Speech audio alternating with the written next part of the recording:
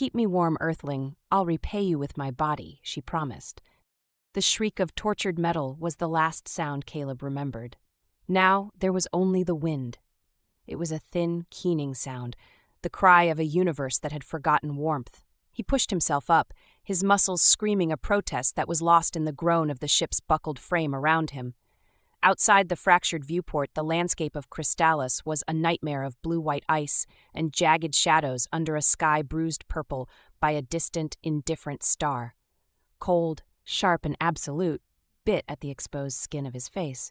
His thermal suit was holding, but the air itself felt like a physical weight of frost. He ran a diagnostic on his suit's HUD. Vitals were stable. He was bruised, battered, but alive.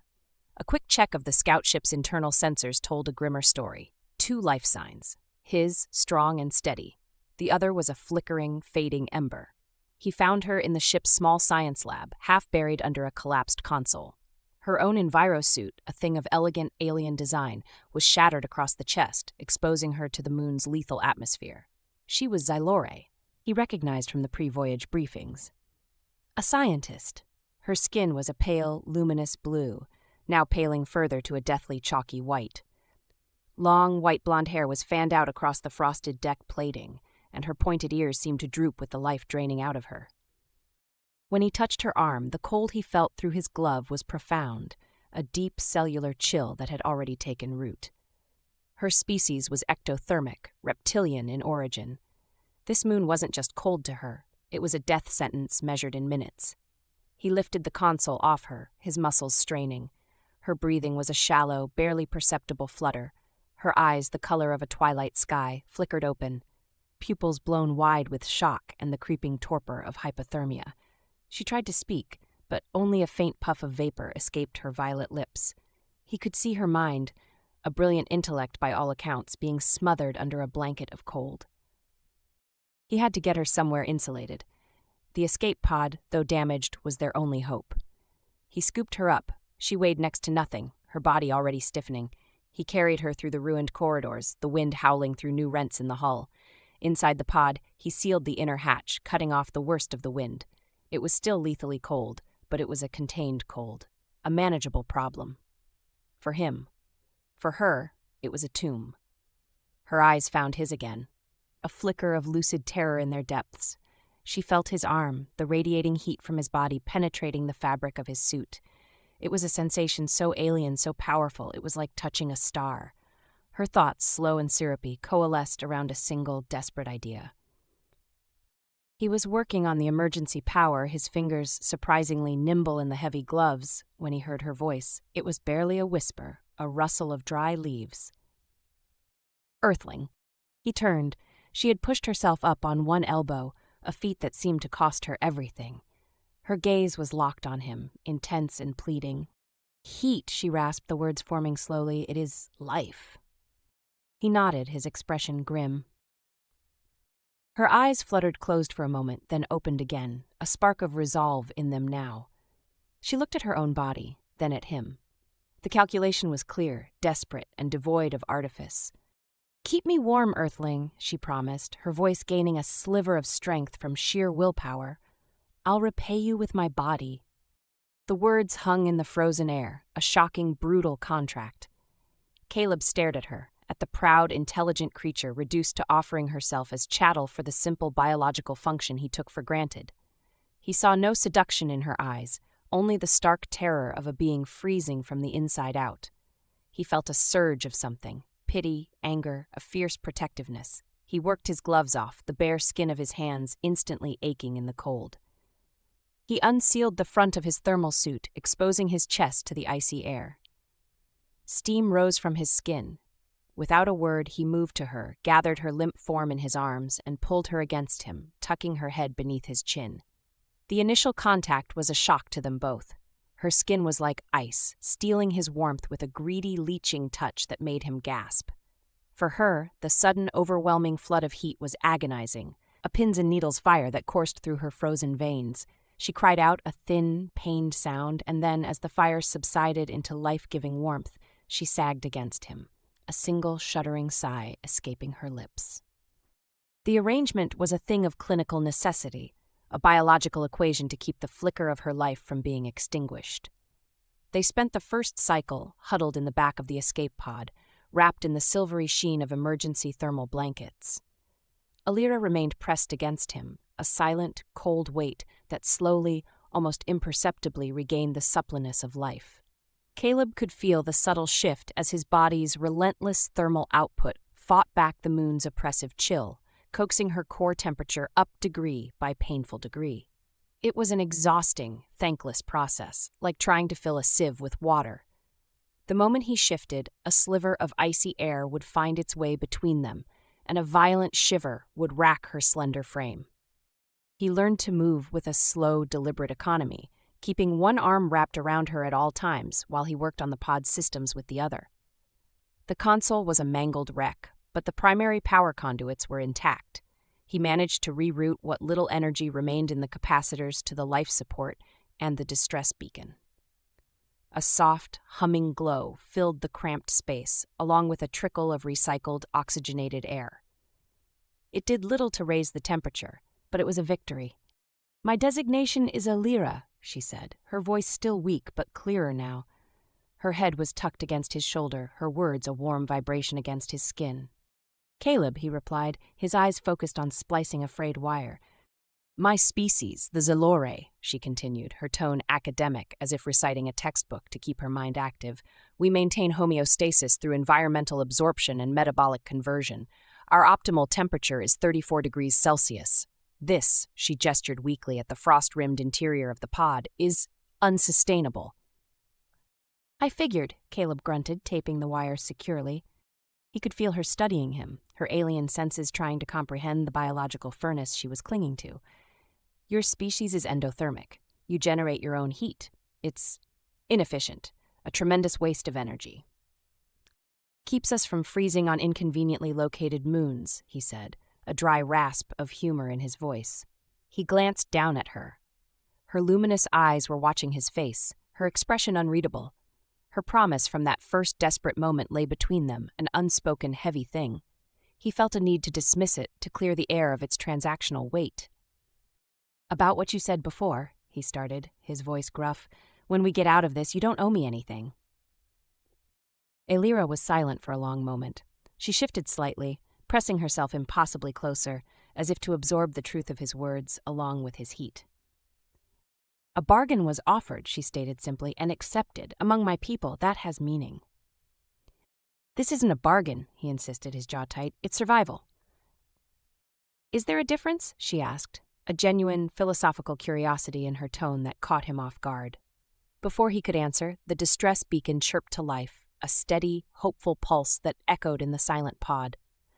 A wave of relief washed over Caleb, so potent it made him dizzy. They had a chance. He looked down at Alira, a faint smile touching his lips for the first time. The blue of her skin was deepening, regaining its healthy, vibrant hue where it was pressed against his. The immediate danger had passed, but another had just begun.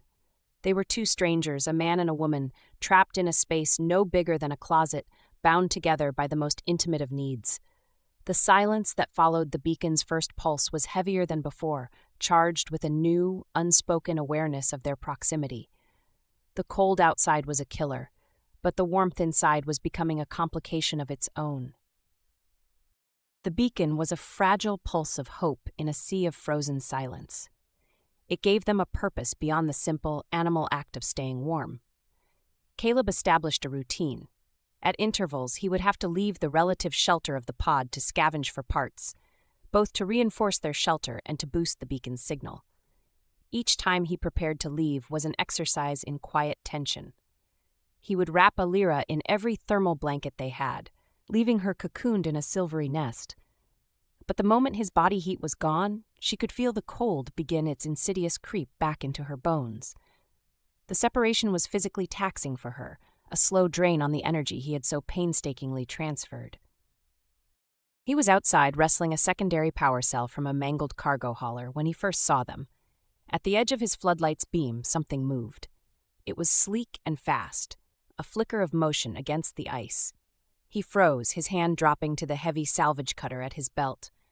The creature was quadrupedal, with a body that seemed carved from the moon's own substance, a semi-translucent crystalline structure that refracted the light.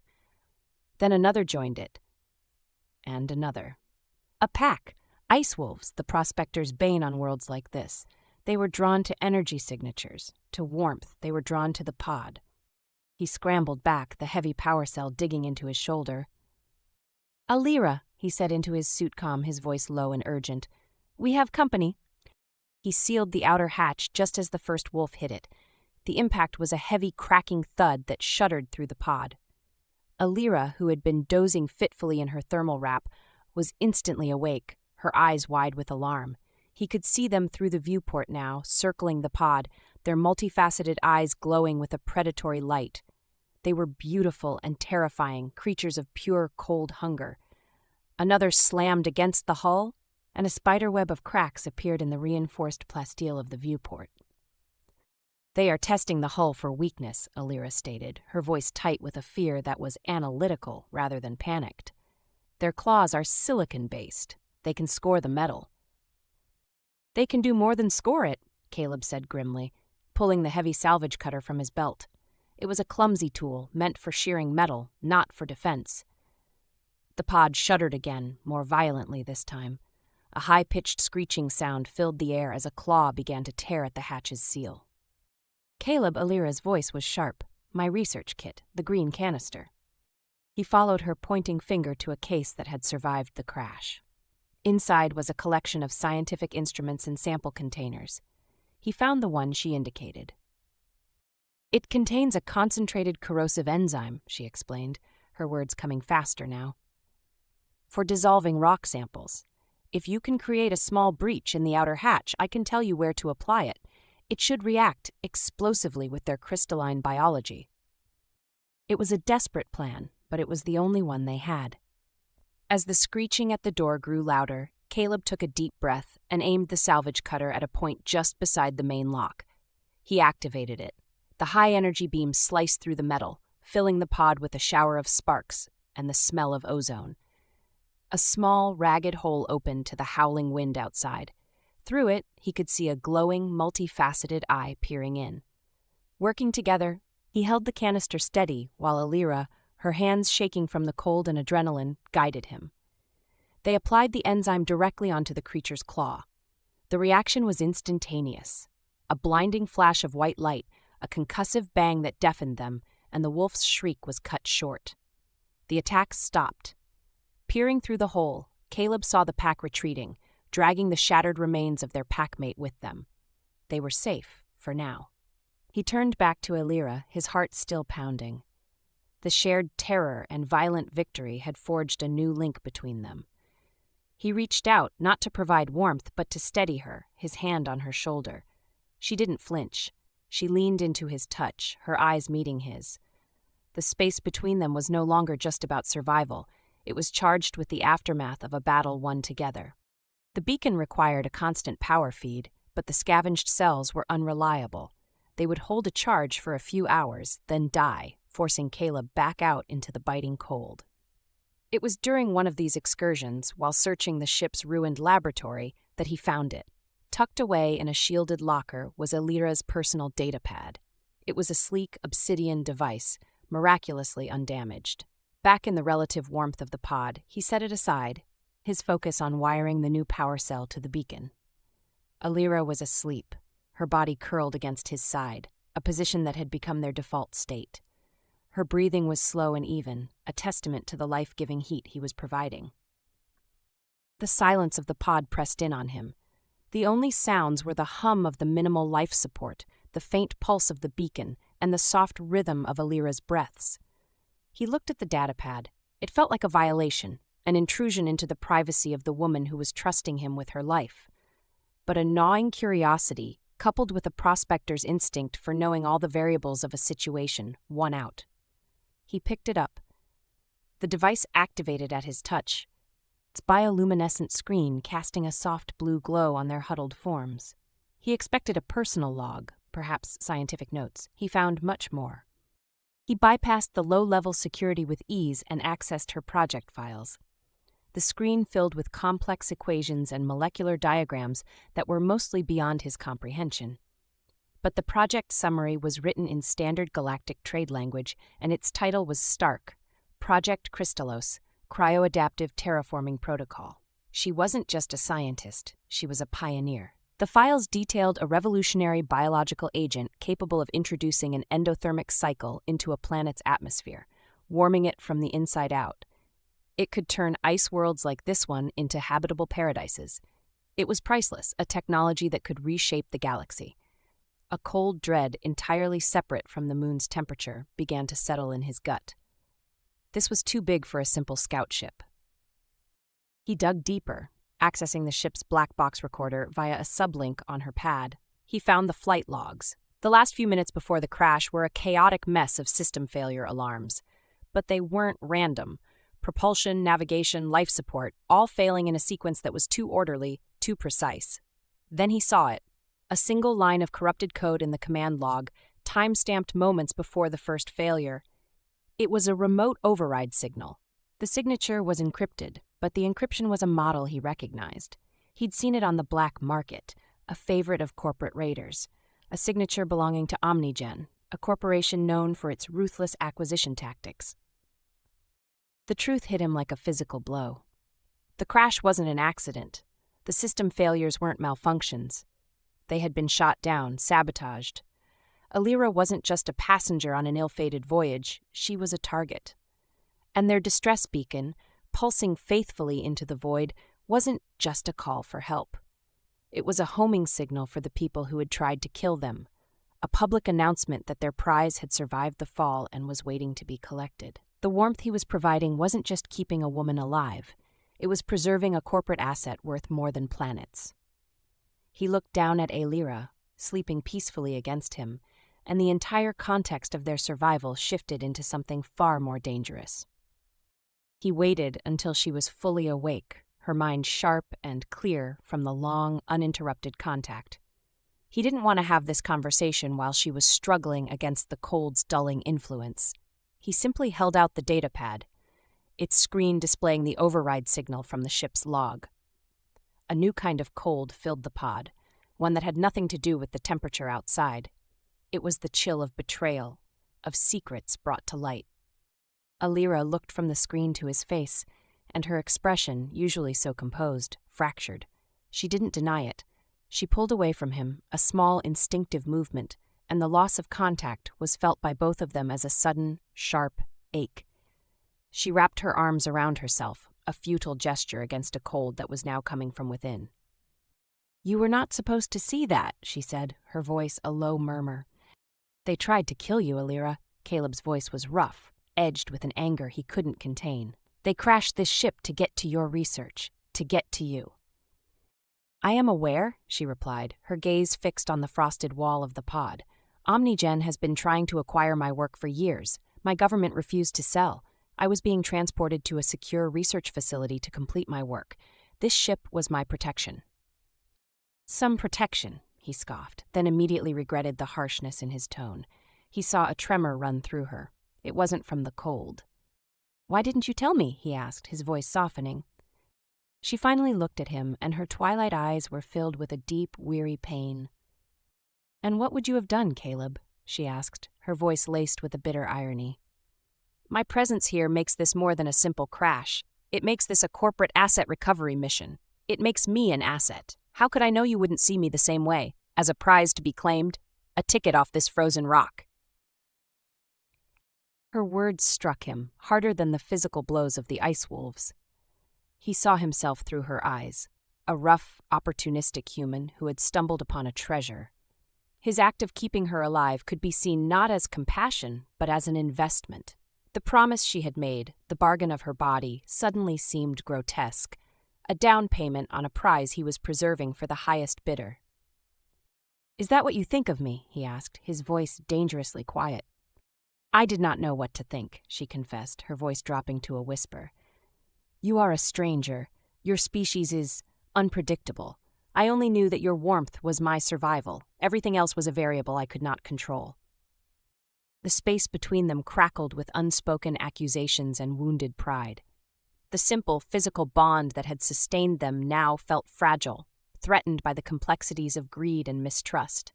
They were no longer just two survivors against the elements.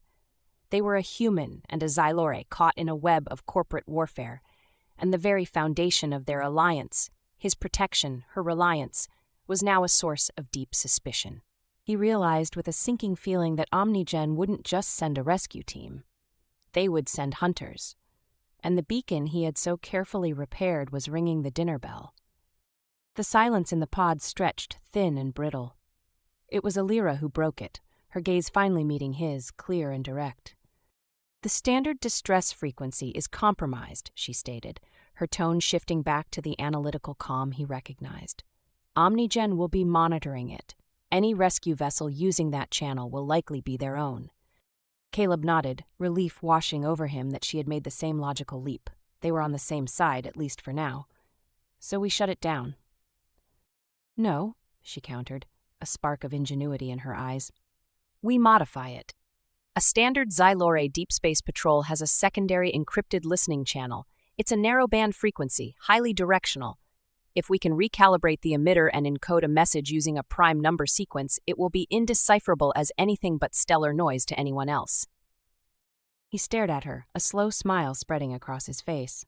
"You want to build a whole new transmitter out of scrap?" "I have the schematics in my mind," she said. "You have the hands to build it." And just like that, the coldness between them began to thaw. They had a new purpose, a shared, desperate plan that required a level of trust and collaboration that transcended their earlier, simpler arrangement. The work was painstaking. Alira, leaning against him for warmth, would sketch complex diagrams on the datapad screen with a trembling finger, while Caleb, his large hands surprisingly gentle, would manipulate the delicate salvaged circuitry. He became an extension of her will, his practical engineering skills bringing her theoretical knowledge to life. They worked in shifts, one resting against the other while their partner focused on the delicate task at hand. The lines blurred. There was no longer a clear separation between providing warmth and providing assistance.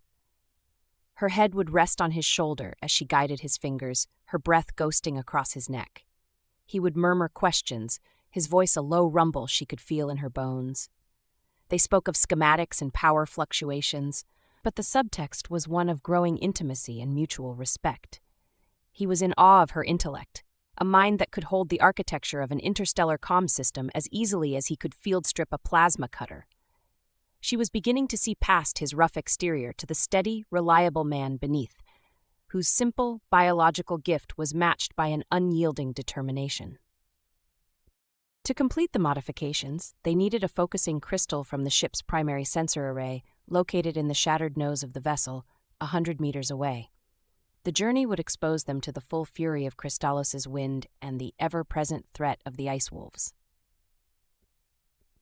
"We go together," Caleb stated, leaving no room for argument.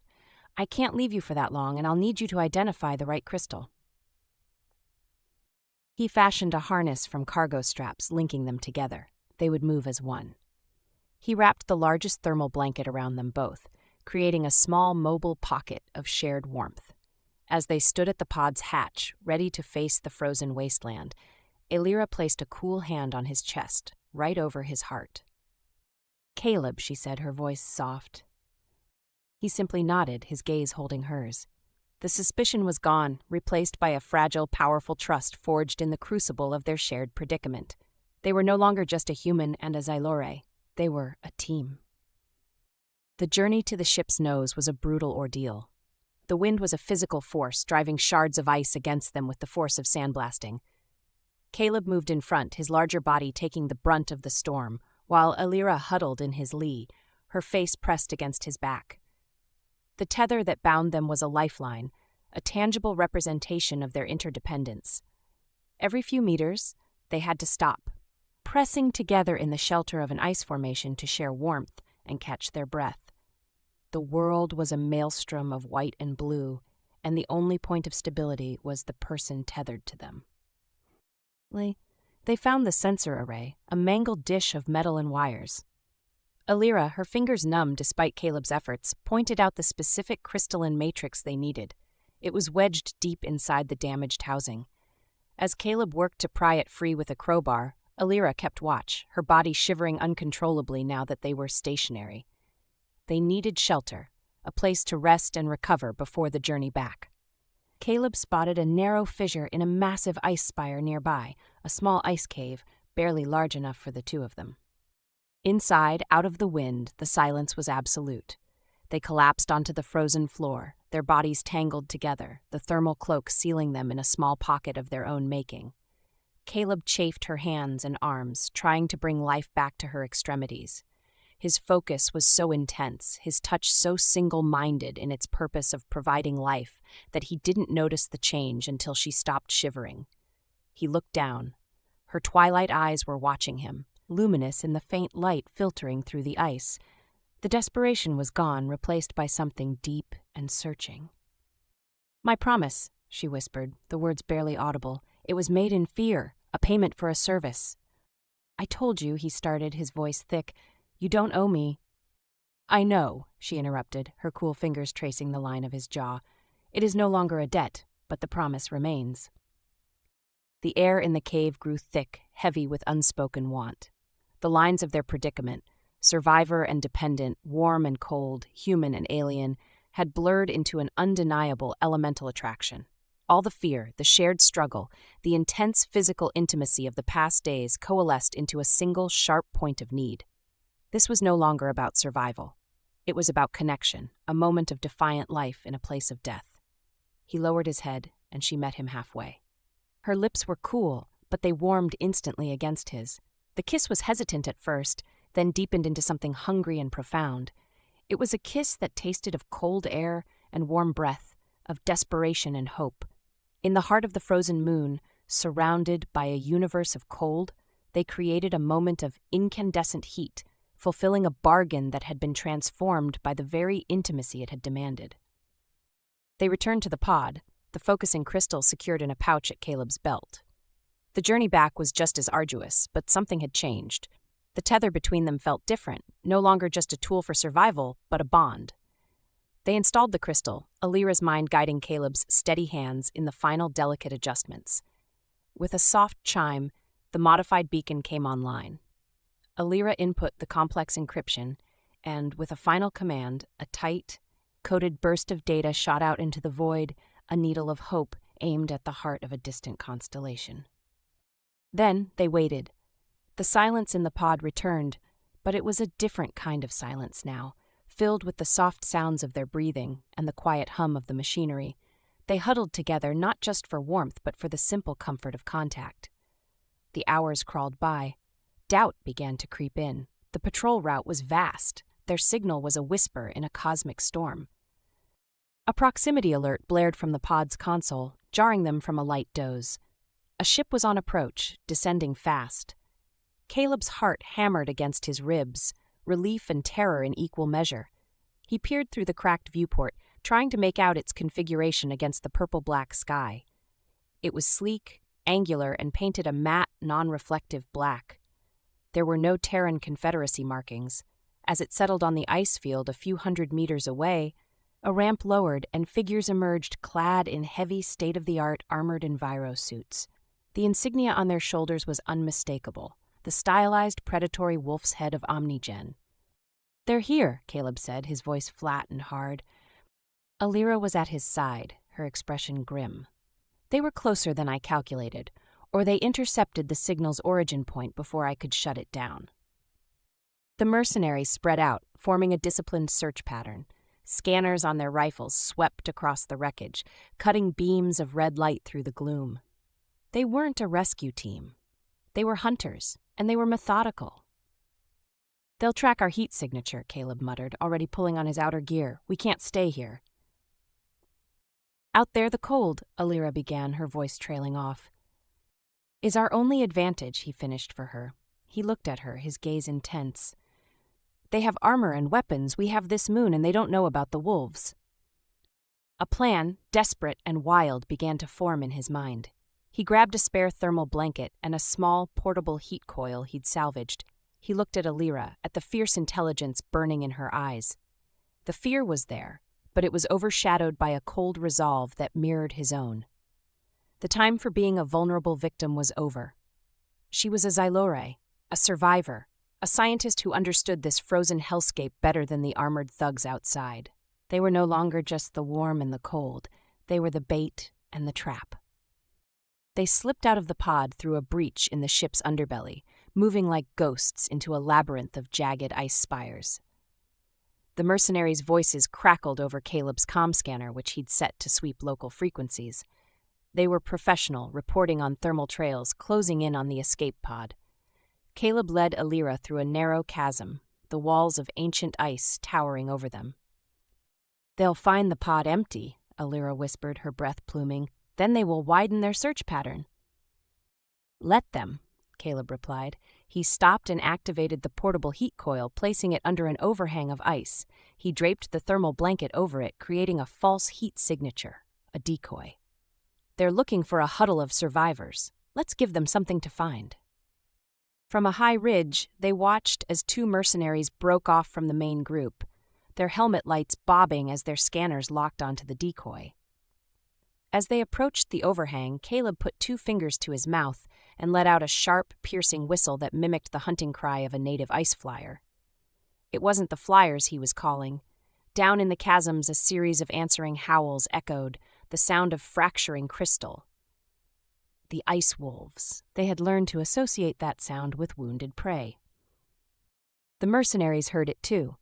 They stopped, raising their weapons, their confident posture replaced by a sudden uncertainty. A flicker of movement caught their helmet lights, then another. The crystalline predators emerged from the shadows, silent and swift, their multifaceted eyes fixed on the 2 sources of heat and light. The mercenaries opened fire, their plasma rifles sending bolts of energy into the ice. The wolves were fast, scattering and flanking, their bodies blending with the landscape. The firefight was brief and brutal. The wolves were relentless, and the mercenaries, encumbered by their heavy armor, were too slow. Caleb and Alira watched, hidden in the darkness. One threat had neutralized another, but more mercenaries were closing in on the sounds of the battle. "Now," Caleb said, "while they're distracted, we need to get to the main bridge. If you can access a terminal, can you do any damage to their ship?"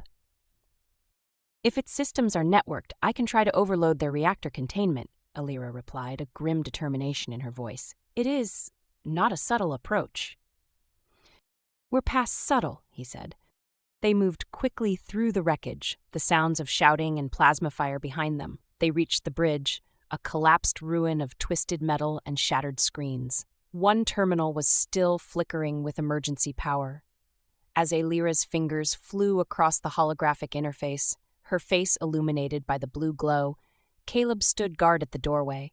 He heard the crunch of boots on ice. 2 more mercs, their rifles raised. He fired his salvage cutter. The beam of raw energy sliced through the chest of the first one, who dropped without a sound. The second returned fire, a bolt of plasma catching Caleb high in the shoulder. The impact threw him back, his arm going numb, the world dissolving into a haze of white-hot pain. The world swam back into focus, with Alira's face hovering over him. She had dragged him behind the command console, her expression a mixture of terror and fierce concentration. The Omnigen mercenaries were closing in, their methodical footsteps echoing through the wrecked bridge. Caleb tried to push himself up, but his left arm was useless, a dead weight, and a wave of blackness threatened to pull him under. "Stay with me, Caleb." Alira's voice was sharp, cutting through his pain. Her hands, surprisingly strong, were pressing a strip of torn fabric against the sizzling wound on his shoulder. "The hack," he gasped. "Their internal network is shielded. I cannot access the reactor," she said, her eyes darting towards the doorway. "But I found their ship's chemical manifest. They are carrying a large quantity of hyperoxidizing agents for terrain clearing." She scrambled over to the science lab's broken bulkhead, rummaging through the debris. She returned with 2 canisters, their labels displaying complex Xylore chemical formulas. "My suit's recycler still has a power charge. If I can create a catalytic reaction between these 2 stabilizers and vent the resulting aerosol into the atmosphere." "You'll what? Bore them to death with science?" he grunted, trying to force a smile. "The aerosol will be invisible," she explained, her fingers working with feverish precision to link the canisters to a small pump. but it will react violently with the Merc's suit oxygen filters. It will clog them instantly with a solid polymer. They will suffocate in their own armor. He stared at her, a newfound awe dawning in his eyes. She wasn't just hiding behind him anymore. She was fighting back, using her mind as a weapon as deadly as any rifle. As the mercenary's shadows fell across the doorway, she activated the device. A faint, colorless mist hissed into the corridor. The two armored figures stepped inside, their rifles sweeping the room. They took 3 steps, then 4. The first one stopped, his head tilting as if listening to something. He raised a hand to his helmet, then his movements became jerky. The second merc turned towards him, and then he too began to stumble, his breath rasping audibly over Caleb's comm scanner. They clawed at their helmets, their armored bodies crashing to the deck in a clatter of useless technology. They were safe, but the victory was short-lived. A voice boomed from the mercenaries' comm channel, cold and furious. "All units, full thermal scan. Level the entire bridge section if you have to. Find the asset." They were out of tricks. Caleb was fading, the cold finally seeping past his suit's compromised integrity and into his wounded body. Alira huddled over him, her own body a fragile shield, trying to share what little warmth she could generate. Just as they heard the heavy tread of multiple mercenaries approaching, the sky ignited. It wasn't the flash of plasma rifles, but a brilliant, sustained lance of golden light that sliced through the Omnigen ship, shearing it in 2. A second and third beam followed, and the corporate vessel erupted in a silent, blossoming flower of fire against the purple sky. Seconds later, a new voice cut through the comms, crisp, calm, and authoritative. "This is Captain Eva Rostova of the Terran Confederacy Destroyer Resolution. To the survivors of the scout vessel Stargazer, your coded distress has been received. Hostile vessel has been neutralized. We are coming to get you." Relief, so absolute it felt like a physical blow, washed over them. Alira sagged against Caleb, her strength finally giving out, her whispered, "We did it," lost against his chest. As the shuttle's landing lights bathed the wreckage in a warm, welcoming glow, he looked at her, at the fierce, brilliant, and beautiful alien who had fought beside him. The cold was finally over. The real warmth was just beginning. The hum of the Resolution's medical bay was a balm after the screeching winds of Crystallis. Caleb lay on a biobed, his shoulder patched and throbbing, but the pain was a dull counterpoint to the profound sense of safety that had finally settled over him. Alira was in the adjacent bay, separated by a shimmering force field that kept their respective atmospheric compositions distinct. He could see her through the transparent barrier, her skin a healthy, vibrant blue, her white blonde hair fanned out on the pristine pillow. She looked peaceful, almost ethereal. Captain Rostova had visited shortly after their rescue, her gaze shrewd and assessing. She'd listened to Caleb's debriefing, her expression unreadable, then nodded, a faint smile touching her lips. "A remarkable feat of improvisation, Mr. Vance. And you, Dr. Alira, your intel proved invaluable. Omnigen has been a thorn in the Confederacy's side for too long." She hadn't pressed about the nature of their bond, or the specifics of the bargain. For that, Caleb was grateful. Some things were too complex for official reports. Days blurred into a comfortable routine of recovery. Caleb spent his time pacing, eager for physical activity, or staring through the force field at Alira. He learned her routines through observation, the precise way she meditated, the delicate movements of her hands as she used a data slate provided by the medical staff. He sometimes caught her watching him too, a flicker of something he couldn't quite decipher in her twilight eyes. The official Xylore diplomatic vessel, the Luminary, was en route, expected to arrive in 3 days to retrieve Alira and her recovered research. The clock was ticking on their unlikely, intense intimacy. One evening, Captain Rostova returned, a small, knowing smile on her face. "Dr. Alira is requesting a shared atmospheric environment, Mr. Vance. It seems her recovery is expedited by proximity to stable endothermic heat sources." Her eyes twinkled. Permission granted naturally under medical supervision. The force field shimmered and died, replaced by a soft, warm breeze that carried the subtle scent of recycled air and Alira's unique, faintly metallic perfume. He pushed himself off the bed and walked to her, a nervous flutter in his chest. She sat up, her eyes wide, a faint flush on her blue cheeks. "Caleb," she said, her voice a little shaky. "Lyra," he replied, the name feeling natural on his tongue. He sat on the edge of her biobed, and she leaned into him immediately, a soft sigh escaping her. The simple contact was profound, a re-establishment of the physical lexicon they had developed on Crystallos. It was different now, free from the chill of desperation, yet just as potent. "I have much to discuss with you," she murmured, her head resting on his shoulder. "About the research, about everything." Over the next 3 days, they talked. Caleb learned more about Project Crystallos, not just the technical details, but Lyra's passionate vision for it. It wasn't just about terraforming. It was about fostering new life, creating symbiotic ecosystems, a testament to Xylore ingenuity and their deep respect for planetary evolution. She spoke of her people, of their communal society, their intellectual pursuits, and their almost alien understanding of reciprocal obligations.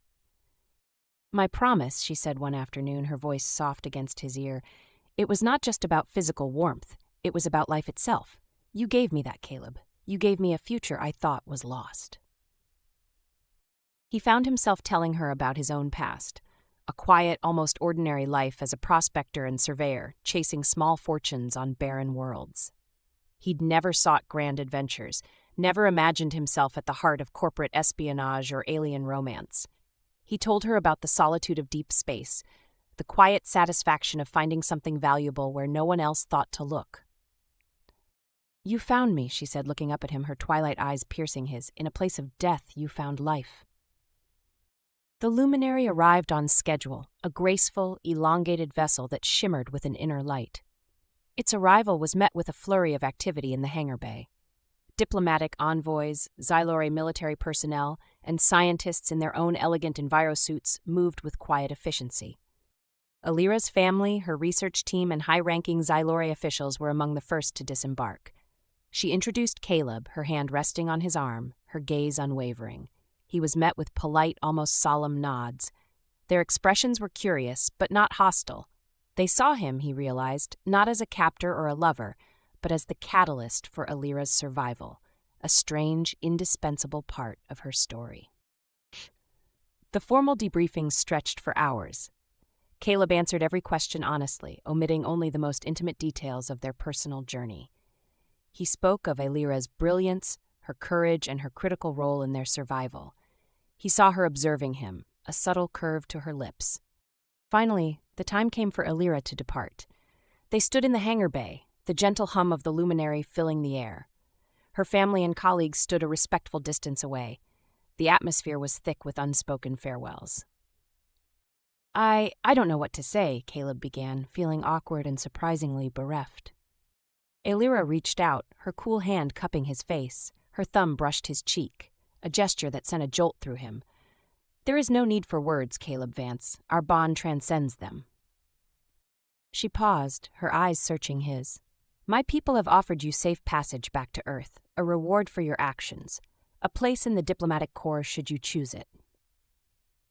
He shook his head, a wry smile on his face. "I'm a prospector, Lyra. Diplomatic corps, not my style." "I suspected as much," she said, a faint smile playing on her lips. "But there is another offer, my research facility on Xylos Prime. It is temperate, and it requires a chief of logistical operations, someone with your practical skills." He stared at her, a laugh bubbling up from deep in his chest. "You want me to be your glorified handyman?" "I want you to be close," she said, her voice dropping to a whisper, her luminous eyes suddenly vulnerable. "I want to continue our collaboration, on my terms this time, not as a debt, but as a choice." He reached out, pulling her closer, ignoring the stares of the Xylore. He could feel her warmth, a subtle, profound comfort that had become intrinsically linked to his own well-being. "A choice?" "Yes, Caleb," she whispered, her forehead resting against his. "A choice to explore what we have found, beyond the dictates of survival." He saw it then, not just in her words, but in the yearning in her eyes. It was a leap of faith, a departure from everything he knew. But the thought of life without her, without the sharp wit and quiet strength he had come to depend on, felt colder than Crystallos. "What about the bargain?" he asked, a teasing note in his voice. She pulled back slightly, her eyes twinkling. The terms have been renegotiated. It is no longer a payment. It is a shared investment in warmth, in life, in us. He grinned, a broad, genuine smile that reached his eyes. Then, Dr. Alira, consider me invested. He kissed her then, a public, unashamed kiss in the middle of a bustling hangar bay. Her lips were soft, warm, and responsive, tasting of something new and infinitely promising. Around them, the Xylorai continued their preparations, a few casting discreet, interested glances. Captain Rostova, observing from a distance, raised a comm unit to her lips and chuckled. "Looks like we have another transfer request coming through, Admiral," she murmured into the device. "Destination Xylos Prime. Subject, endothermic human. Reason, scientific collaboration, and extreme personal preference." As Alira's family began to usher her towards the gangway, she turned back to Caleb, her hands still linked with his. "It will be an adjustment," she admitted, a hint of concern in her voice. "My world is very different from yours." "Good," he said, squeezing her hand. "I've had enough of predictable. Lead the way, Alira." And as she stepped onto the gangway, turning one last time to give him a look that promised a future richer and stranger than he could have ever imagined, Caleb knew he was no longer just a prospector looking for stray riches. He was on the cusp of something far more valuable, a journey into the unknown, hand in hand with an alien scientist who had taught him that the greatest warmth